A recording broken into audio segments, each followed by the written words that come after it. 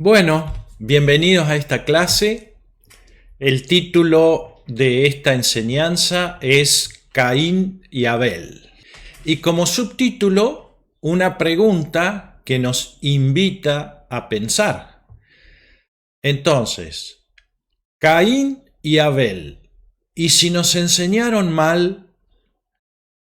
Así que bueno, vamos a comenzar en la parte 1.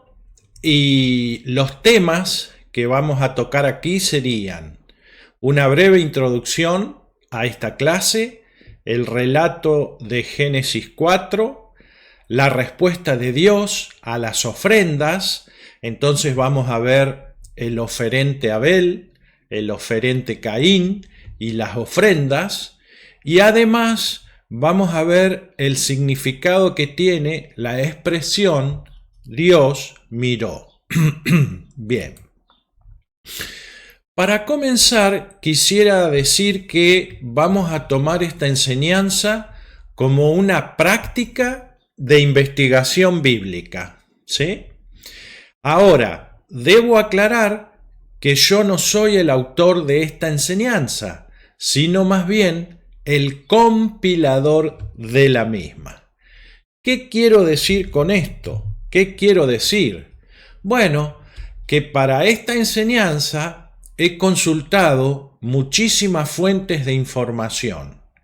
Diccionario de Strong, de Vine, de Tuggy, más de 30 versiones de la Biblia, Biblias de estudio y también basadas en lo que se conoce como el texto restaurado, tesis doctorales y comentarios sobre costumbres y leyes judías.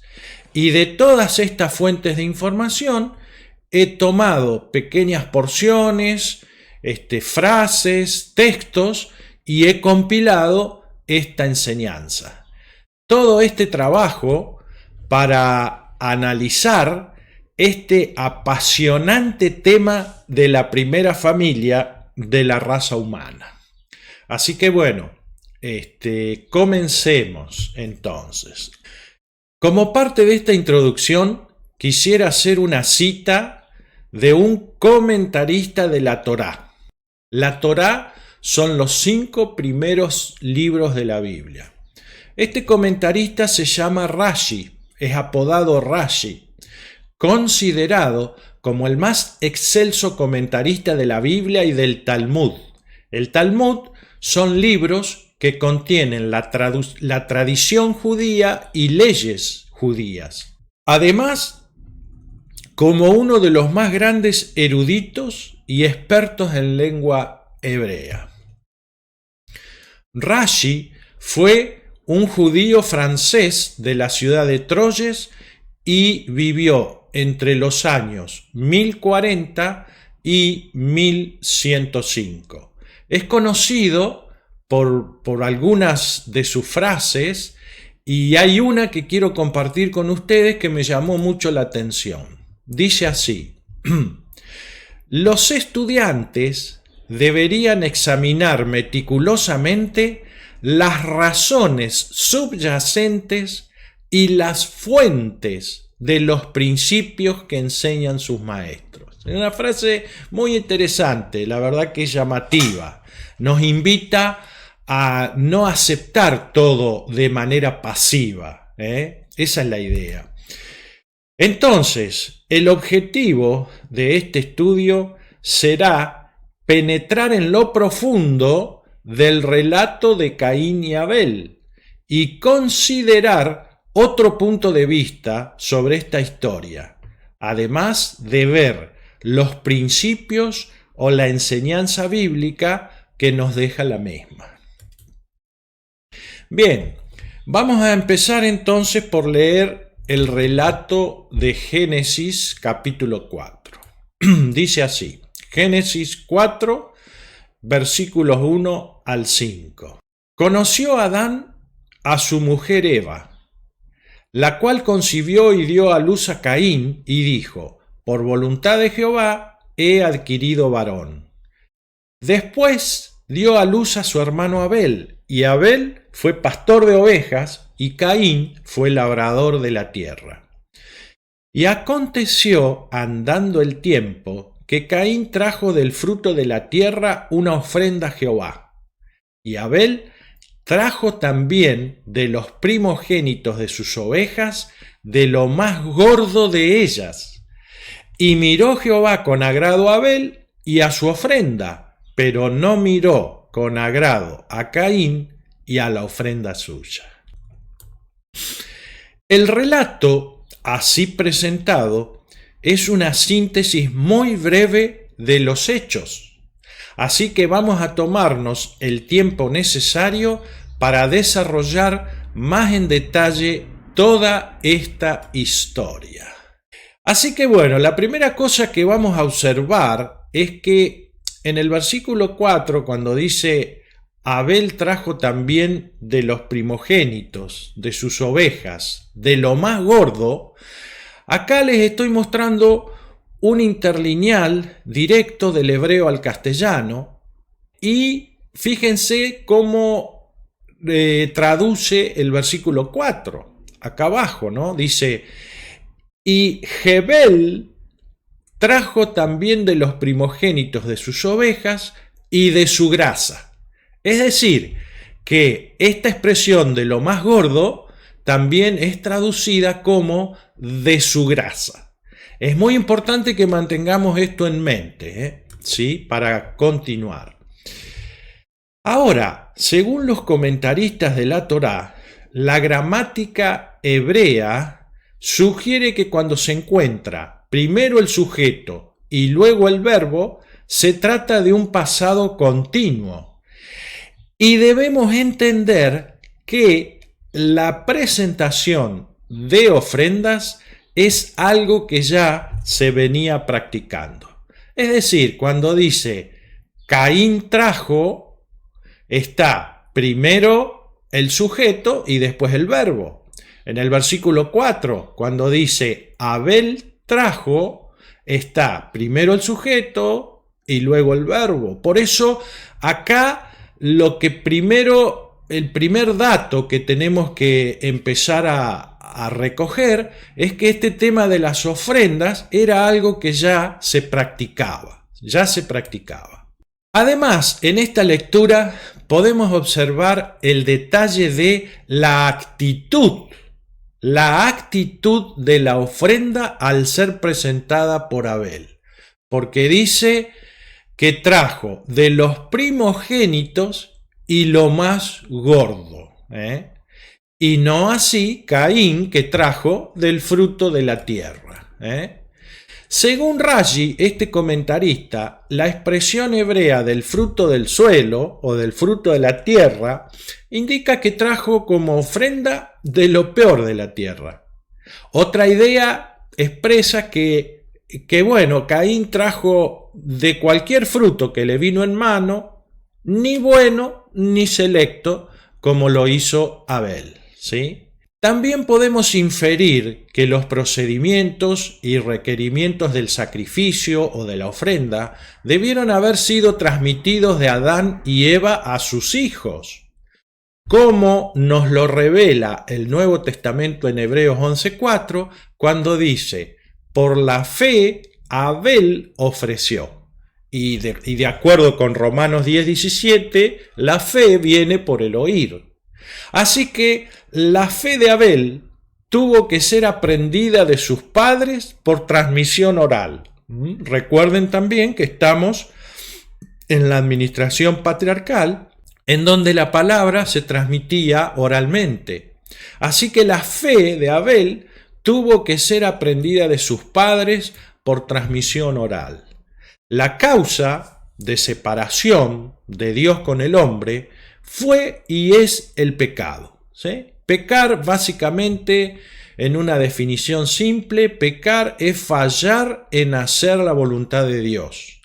Además, el concepto de sacrificio conlleva la intención de Dios de que el hombre siempre se pudiera acercar, tener comunión y una estrecha relación con su Creador. Ahora, la Torá, además, enseña que frente al pecado Dios implementó rápidamente un mecanismo de solución para el pecador y lo hizo mediante un sacrificio, con el cual las consecuencias del pecado se transferían a un animal que era ofrecido como chivo expiatorio, y la ira de Dios, que estaba destinada inicialmente para el pecador, era adjudicada a un sustituto inocente que era el animal o un animal. Este es el mecanismo que Dios había establecido para que el hombre no tuviera que soportar él la consecuencia del pecado, sino que pudiera ser redimido y en su lugar un sustituto, que era un animal, recibiera las consecuencias del pecado, ¿sí? El sacrificio era consumido por el fuego, el cual representaba la ira de Dios. La palabra expiación, por su parte, significa el pago o reparación de las culpas mediante un sacrificio. Bien.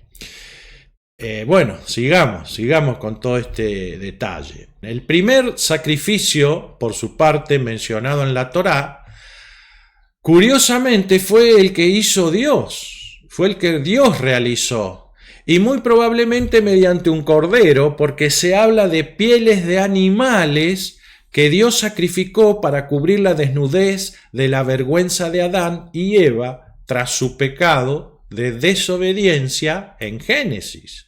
Como dice Génesis 3:21, y Jehová, Dios, hizo al hombre y a su mujer túnicas de pieles y los vistió.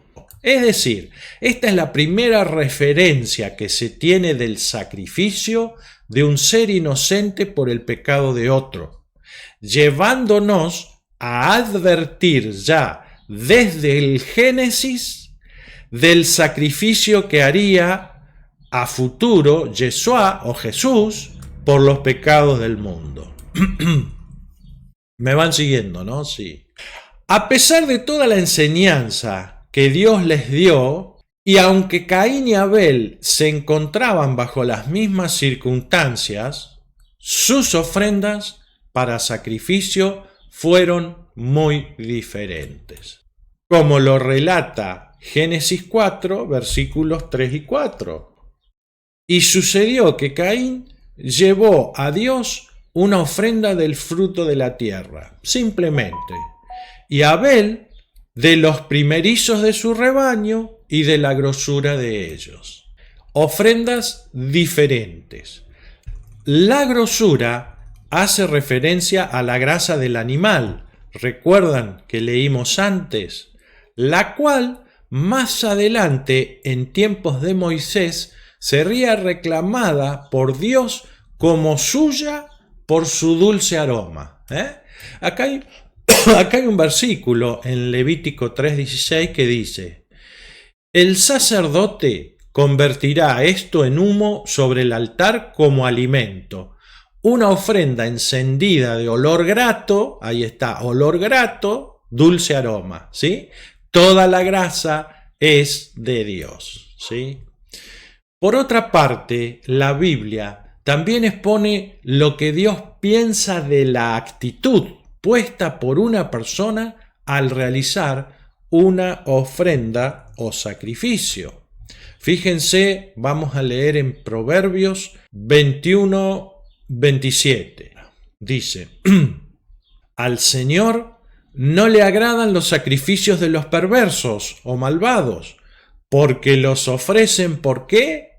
Por interés. Y la traducción latinoamericana de la Biblia dice: Dios no soporta a los malvados, que le traen ofrendas y no son sinceros. Así que bueno, esto es lo que Dios piensa de la actitud que pone un hombre al ofrecer una ofrenda, ¿sí? Bien, continuando, vamos a ver el tema de cómo responde Dios a las ofrendas, La respuesta de Dios a las ofrendas. Génesis 4, versículos 4 y 5. Dice: y miró Jehová con agrado a Abel y a su ofrenda, pero no miró con agrado a Caín y a la ofrenda suya. Otras traducciones leen prestó atención. En lugar de miró dicen prestó atención. O también dicen se fijó. Se fijó Jehová en Abel y su ofrenda, y no así se fijó en Caín y la suya. Y acá hay un par de preguntas muy interesantes que surgen, que son las siguientes. ¿Por qué Dios miró con agrado a Abel y su ofrenda y no así a Caín y su ofrenda? Esa es una. Y la otra sería, ¿qué significado relevante o práctico puede tener la mirada de Dios sobre una persona o sobre un pueblo? Así que vamos en busca de estas respuestas. Respecto del oferente Abel, observemos lo que dice Hebreos 11:4. Por la fe, Abel ofreció a Dios más excelente sacrificio, ofrenda, que Caín, por lo cual alcanzó testimonio de que era justo, dando Dios testimonio de sus ofrendas, y muerto aún habla por ella. Interesante, ¿no? Pero bueno, acá se ve clarito que Abel tuvo fe. Es decir, la motivación de Abel fue la fe que él tenía. Por la fe Abel ofreció, dice la palabra. La ofrenda de Abel fue generosa porque da de los primogénitos y la grasa. Y la quema de la grasa en el sacrificio para Dios se la llamaba o se la llama un aroma agradable para el Señor. ¿Se acuerdan? Cuando dice que y Abel trajo también de los primogénitos de sus ovejas y de lo más gordo de ellas, el diccionario de Vine agrega o aclara que la expresión lo más gordo del hebreo viene de la palabra heleb y significa gordo, gordura, también se usa en manera figurada, y de aquí que es también la parte más rica o selecta. Se traduce en la Biblia Reina Valera como escogido, gordo, grosura, mejor, cebo. Pero también la grasa, esta expresión, la grasa, es una expresión figurada y representa una señal de prosperidad. Así que cuando Abel dice que trajo de lo más gordo de ellas o de la grasa, significaba eso una señal que estaba siendo prosperado. En Hebreos 11:6, por otra parte, dice: sin fe es imposible agradar a Dios. Entonces, dado que Abel hizo la ofrenda con fe, eso fue agradable a Dios. Abel agradó a Dios por su fe, y esta es entonces la causa por la cual Dios miró a Abel con agrado. ¿Sí? Vamos a ver ahora algo respecto al oferente Caín. ¿Por qué Dios no se fijó en Caín? Y la respuesta inmediata es porque no tuvo fe, o no se acercó a Dios con fe, como Abel. Pero reunamos más datos para ampliar detalles en esta historia. Vamos a leer en Judas, capítulo 1, versículo 11, que está hablando de los falsos maestros. Y fíjense lo que relata acá la palabra. Dice: hay de ellos, de los falsos maestros, ¿no? Hay de ellos, porque han seguido el camino de Caín y se lanzaron por lucro en el error de Balaam y perecieron en la contradicción de Coré. Así que acá nos preguntamos, ¿qué tienen en común estos tres personajes? Caín, Balaam y Coré, porque los cita a los tres juntos y los asocia a los malos maestros. Bueno, la historia de Balaam se encuentra en Números 22. Si después ustedes quieren pueden repasarla en detalle, pero vamos a resumirla así. Cuenta la leyenda que Balaam, quien no era judío, tenía cierta reputación, ¿no? Cuando Balaam maldecía o bendecía a un hombre o pueblo, sucedía lo que Balaam pronunciaba desde su boca. Balaam, quien creía en el Dios de Israel, es llamado por Balac, el rey de los moabitas, un pueblo enemigo de Israel. Es llamado para maldecir a Israel y que los moabitas pudieran derrotarlo en el campo de batalla. Ahora, Dios le ordena a Balaam que se niegue a hacer esto. Y éste obedece, pero al principio, porque más tarde cede ante el ofrecimiento de riquezas y honras por parte del rey Balac. Esta es la historia breve de Balaam.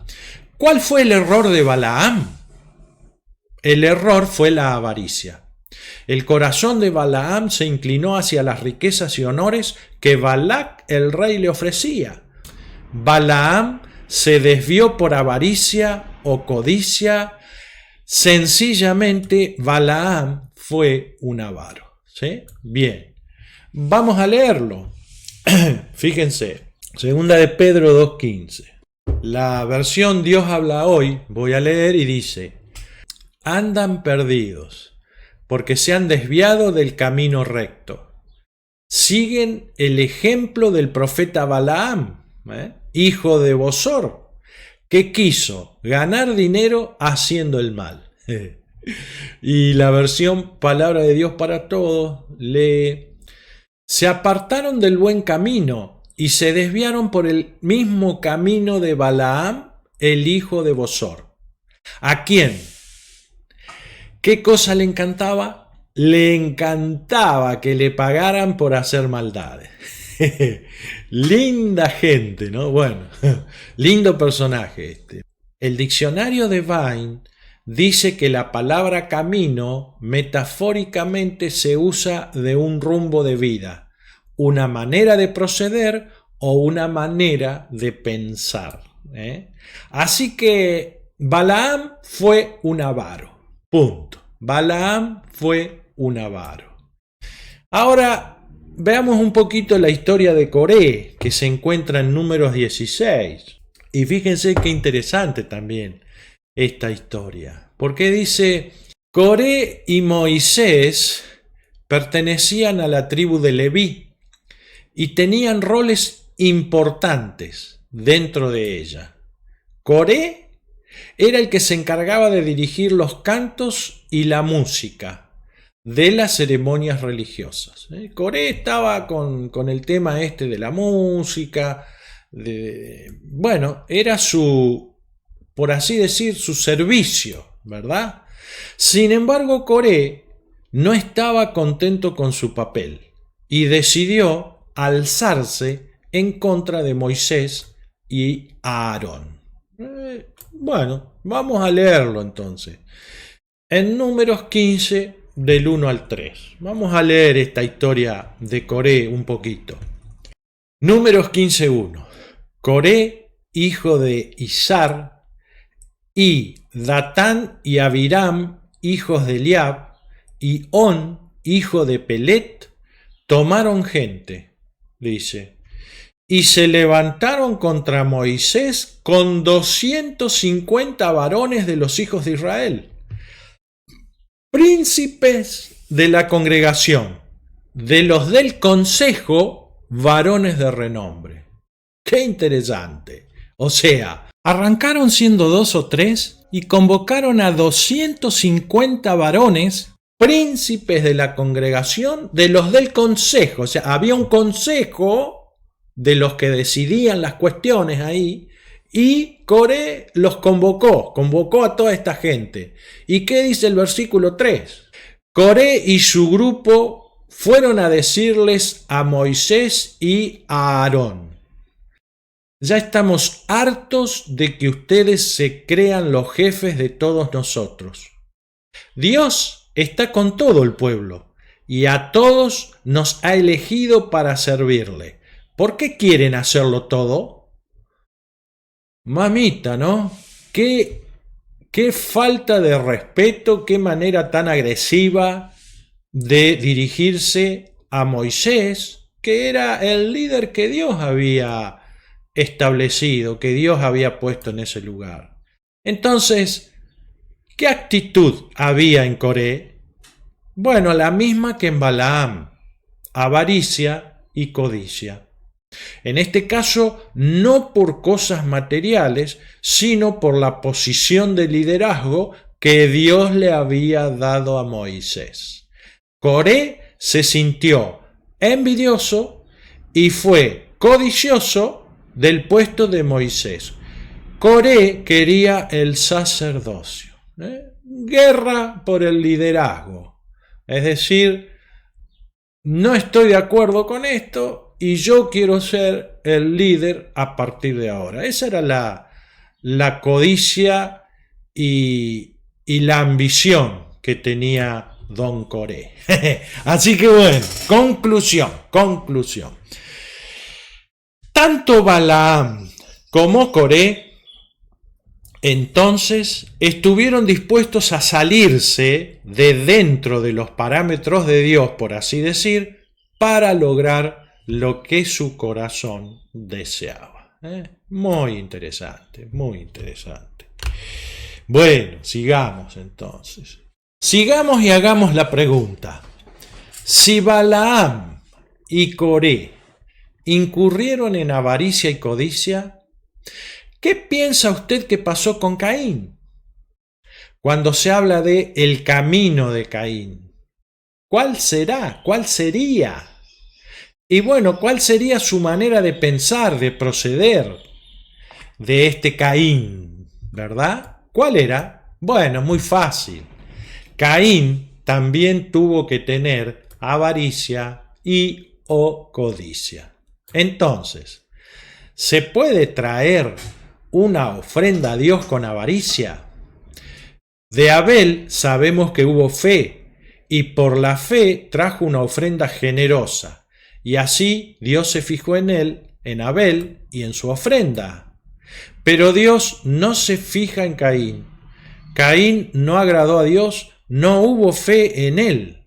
Entonces, en Caín hay incredulidad y avaricia o codicia. Hay incredulidad, o hay fe o hay incredulidad. Su ofrenda no fue generosa. Caín trajo de cualquier fruto que le vino en mano, ni bueno ni selecto. Entonces, ya sabemos por qué Dios se fija en Abel y no se fija en Caín. Vamos bien, ¿no? Bueno, vamos a ver ahora algo acerca de las ofrendas, ¿sí? Algo acerca de las ofrendas.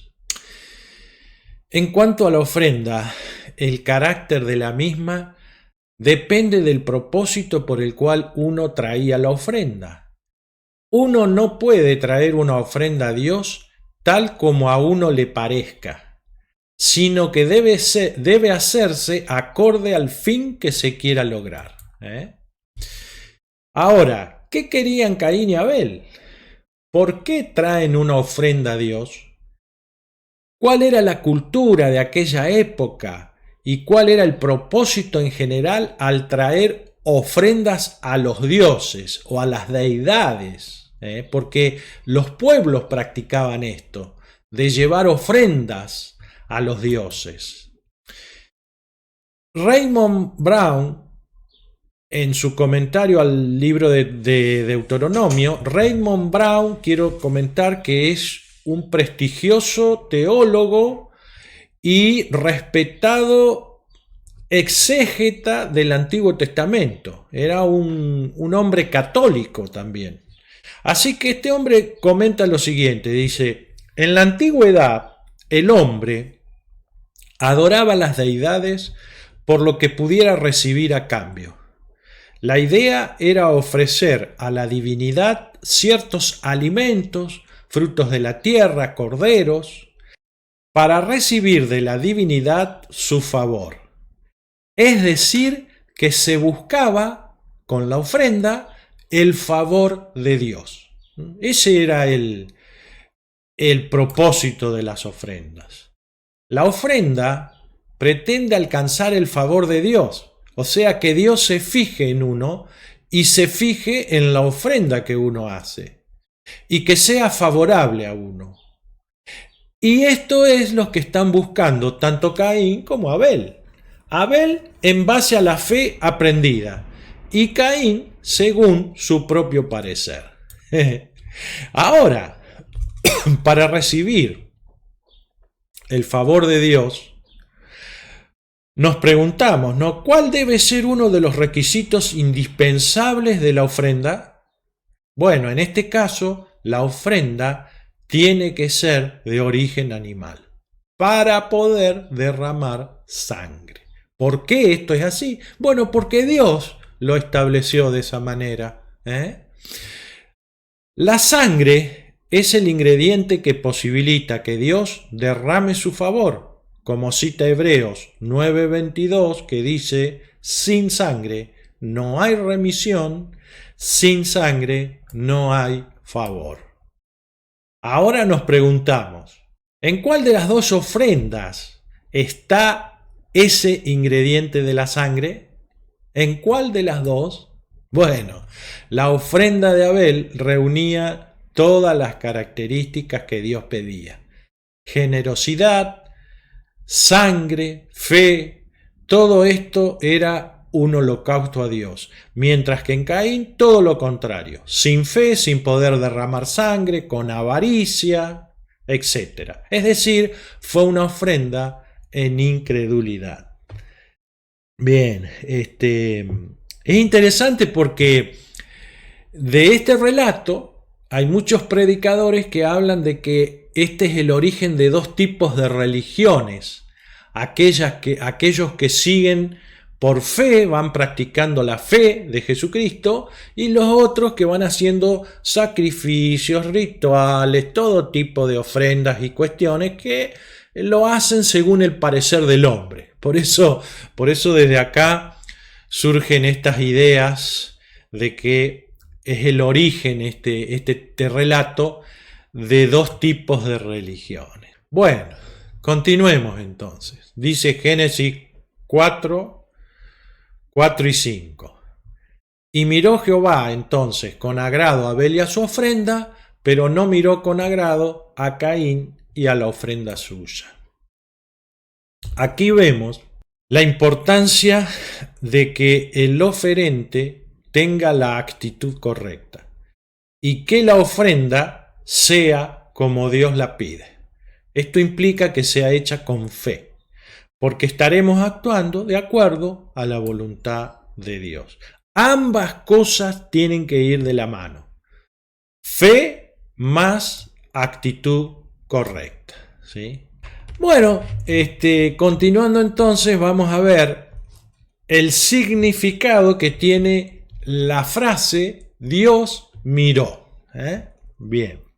En Isaías, con relación a Israel, y de una forma extremadamente bella, se utiliza la figura literaria antropopatía en la expresión las palmas de Dios. Esta expresión, que es una figura y también un orientalismo, está explicada en el libro La Biblia me lo dice, del doctor Victor Paul Wierwille, quizá conocido por algunos de nosotros. Y también hay una referencia a esta figura en el diccionario de figuras de dicción de Bullinger, La Cueva. Y vamos a hacer una breve referencia a la misma. En Isaías 49:16, Dios le dice a Israel, ¿no? Aquí estás, tatuada en mis palmas. Tengo siempre a la vista tus murallas. La manera oriental de expresar gran amor y continuo recuerdo se hace por medio del grabado, lo que nosotros llamamos tatuaje. El proceso del tatuaje es muy desagradable y en las palmas de las manos el dolor del tatuaje es demasiado grande para poderlo soportar. Y en este versículo, Dios le muestra a Israel que Él los ha tatuado en las palmas de sus manos y los mira constantemente. Por eso dice, tengo siempre a la vista tus murallas. Muy lindo, muy interesante. En la Biblia de Jerusalén, la quiero citar porque, bueno, es la Biblia católica por excelencia, y lee lo siguiente, dice, míralo, le dice Dios a Israel, míralo, en las palmas de mis manos te tengo tatuada. Es interesante porque vamos a citar aquí al actual Papa Francisco Bergoglio, que hace un comentario de este versículo. Y dice lo siguiente el Papa, dice, el Señor se ha hecho un tatuaje tuyo en las manos, de modo que yo estoy en las manos de Dios y no puedo borrarlo. Enfatiza Francisco, este amor divino permanecerá siempre y está al alcance de la mano. 20 de febrero del 2019, un comentario que hizo el Papa sobre este versículo. Quiero que notemos y tengamos presente esta frase final que él dice, ¿no? Está al alcance de la mano. Este amor divino permanecerá siempre y está al alcance de la mano. Bien, entonces, pregunta, ¿qué sentido puede tener para nosotros hoy que Dios nos tiene tatuados en las palmas de sus manos? ¿Habrá algún proceso doloroso para Dios que Él haya soportado en favor nuestro para que estemos tatuados en las palmas de sus manos? ¿Qué opinan ustedes?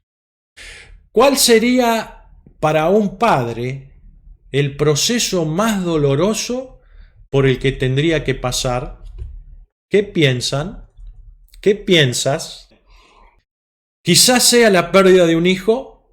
Bueno, yo creo que sí.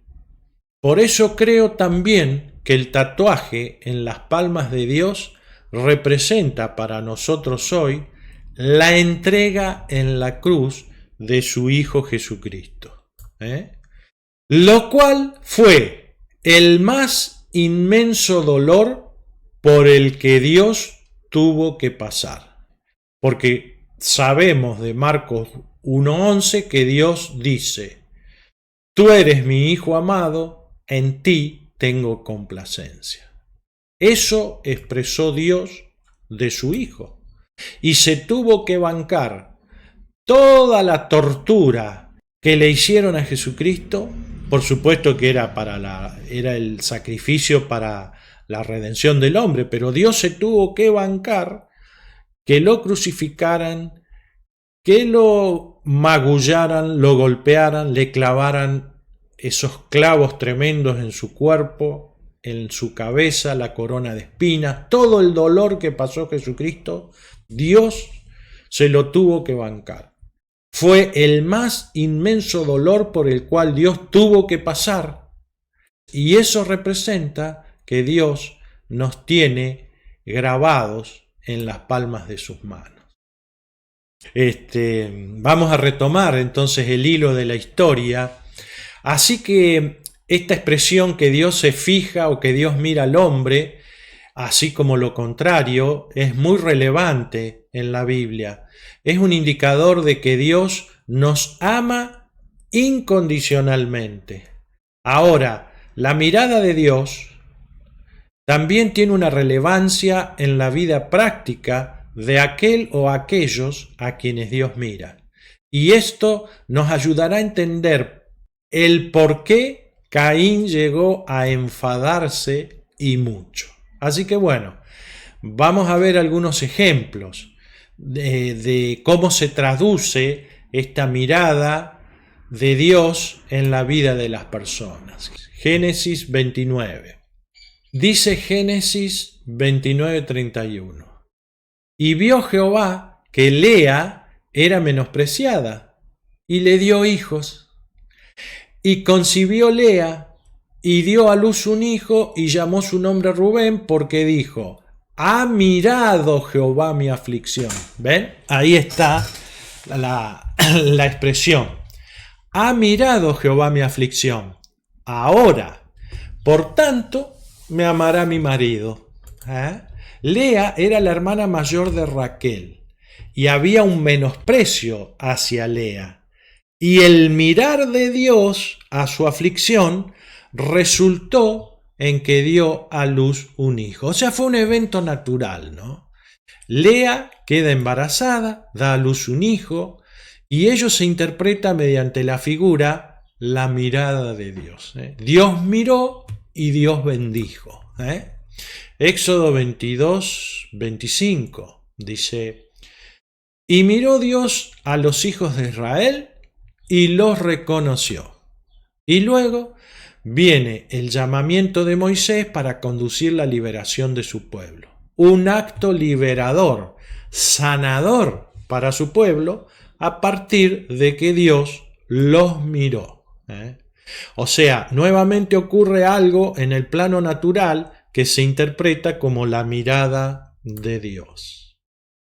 Segundo de Reyes 13, versículos 4 y 5. Dice: mas Joacás oró en presencia de Jehová, y Jehová lo oyó porque miró la aflicción de Israel, pues el rey de Siria los afligía.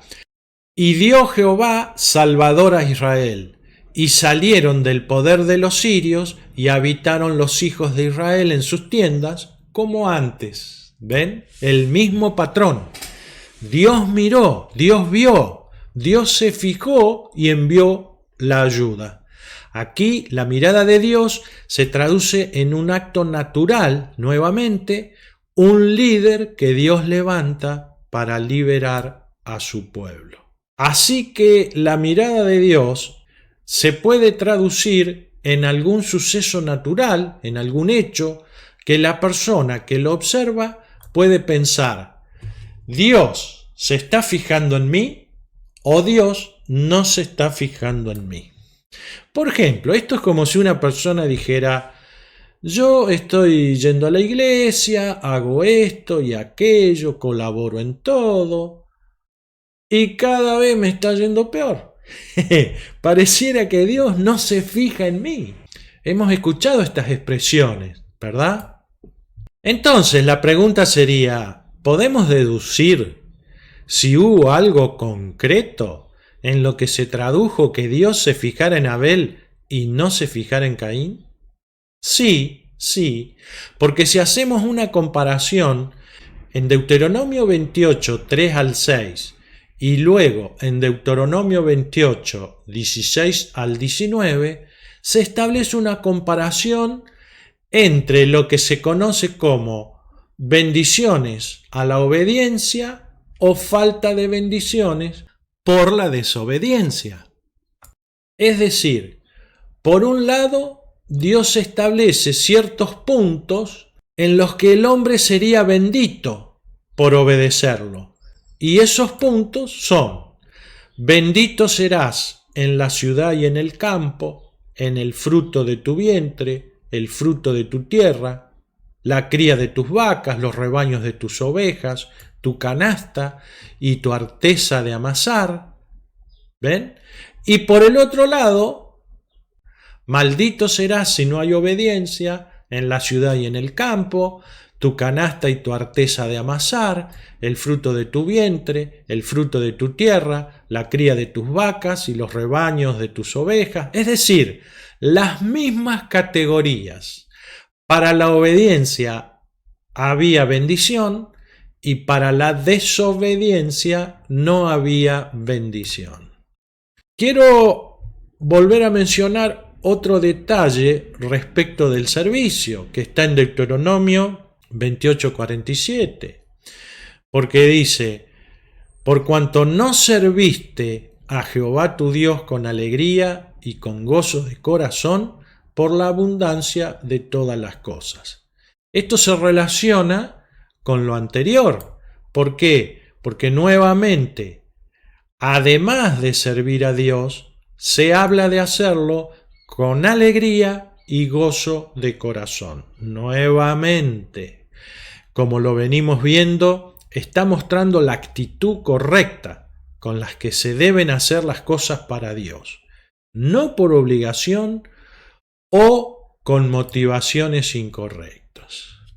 Entonces, ¿cómo sirvió Caín a Dios y cómo trajo su ofrenda? ¿La trajo con alegría o con incredulidad y avaricia? ¿Y cómo sirvió Abel a Dios? Bueno, vimos que con fe, con generosidad, con gozo. Por lo tanto, podemos afirmar que esto se tradujo en bendiciones para Abel y falta de bendiciones para Caín. Es decir, de acuerdo a lo visto en Deuteronomio, podemos decir que Abel fue bendito y Caín no tuvo la bendición de Dios.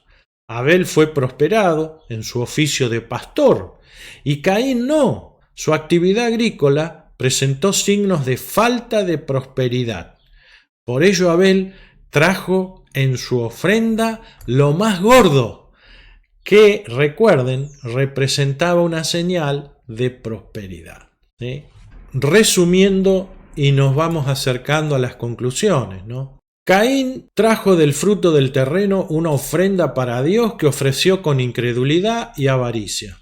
Abel trajo de los primogénitos, de su rebaño y de su grasa, que ofreció a Dios con fe y con generosidad.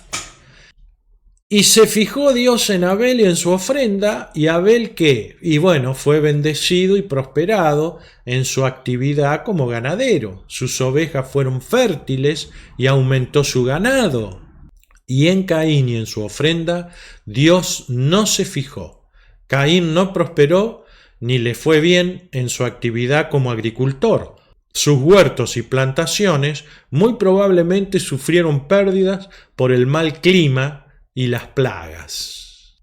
Y ahora saquemos para afuera la naturaleza humana. Toda esta situación enfadaría a cualquiera, ¿verdad? Entonces, vemos en Génesis 4, 5 y 6 lo que sucedió con Caín.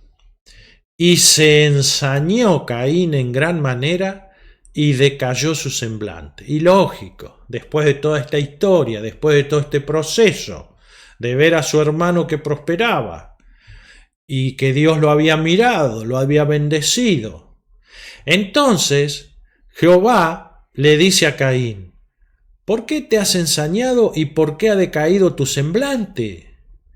Y es interesante mirar otras versiones, cómo traducen, ¿no? Hay otra que dice, la Biblia al día, dice: por eso Caín se enfureció y andaba cabizbajo. Y otra dice: entonces Caín se irritó sobremanera y puso mala cara, o cara de traste, podemos decir, ¿no? Y la última que dice: y Caín se enardeció de gran cólera y empezó a decaérsele el semblante. Repasemos. Caín y Abel se encontraban bajo las mismas circunstancias, los mismos padres y misma enseñanza, pero sus ofrendas para sacrificio fueron muy diferentes. Abel agradó a Dios por su fe, tuvo generosidad, y entonces Dios miró a Abel con agrado. Abel fue prosperado y bendecido por Dios.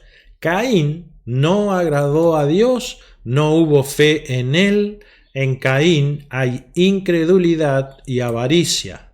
Caín y Abel necesitaban el favor de Dios para remisión.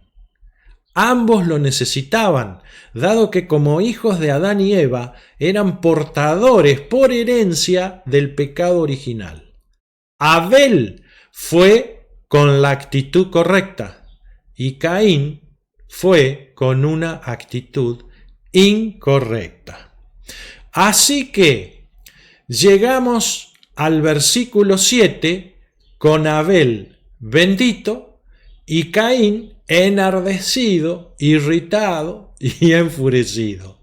Y Dios, observando la situación, entonces le habla a Caín y le dice en Génesis 4:7, si bien hiciereis, no serás enaltecido, y si no hicieres bien, y acá viene la frase, el pecado está a la puerta.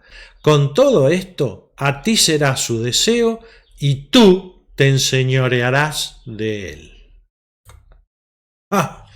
¿Cómo se interpreta esto? ¿Qué significa esto? ¿Y si nos enseñaron mal? ¿Y si nos dieron una mala interpretación?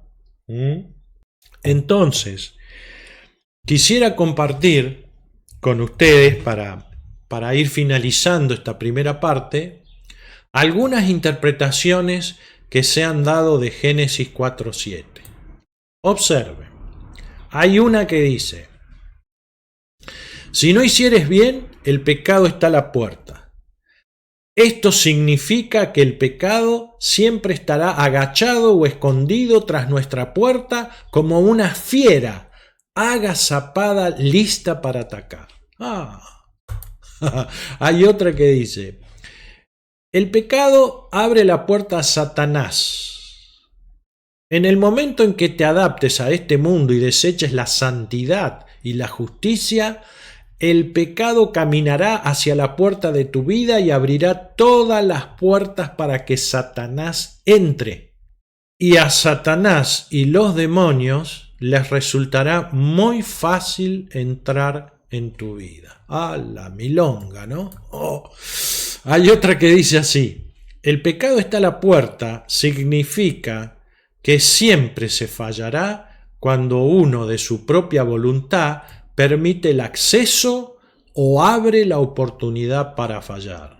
Y agrega, el pecado está siempre a la puerta, está a la espera de una oportunidad de entrar y de ser posible de arruinarle la vida a la persona. Mira vos, ¿eh?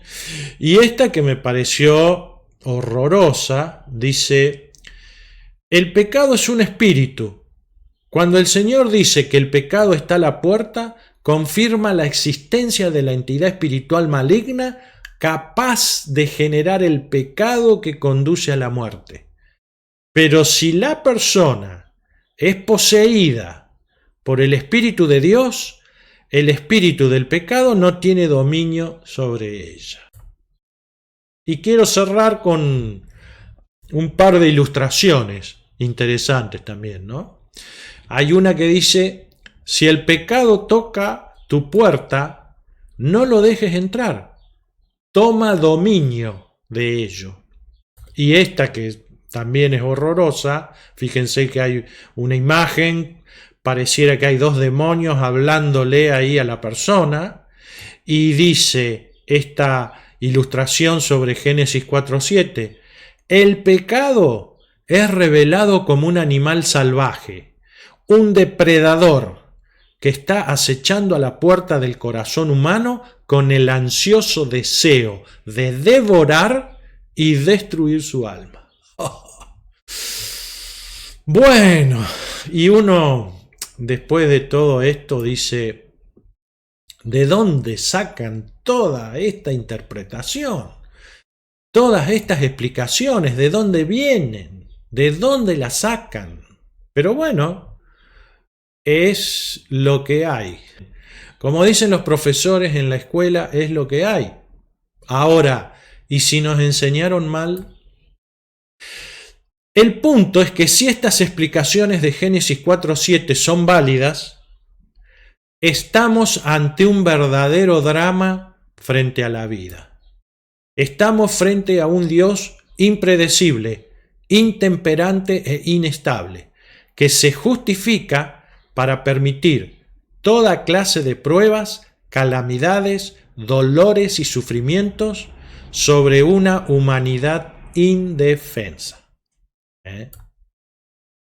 Bien, dado que para continuar tenemos una limitación de tiempo y espacio, vamos a hacer una parada obligada en este punto, Y en la segunda parte de este estudio nos adentraremos en profundidad en el versículo de Génesis 4:7 para ensayar una explicación que guarde relación y armonía con todo el contexto de la Biblia y con el Dios de amor que muestran las Escrituras, y con ese Dios de gran misericordia, gracia y justicia que nos ha tatuado en las palmas de sus manos, nos ha grabado aceptando y pasando por el dolor más grande que tuvo que pasar Dios, que fue la entrega de su Hijo Jesucristo.